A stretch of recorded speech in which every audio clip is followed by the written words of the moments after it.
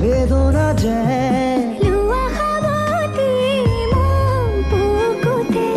নালাগে নিলিখো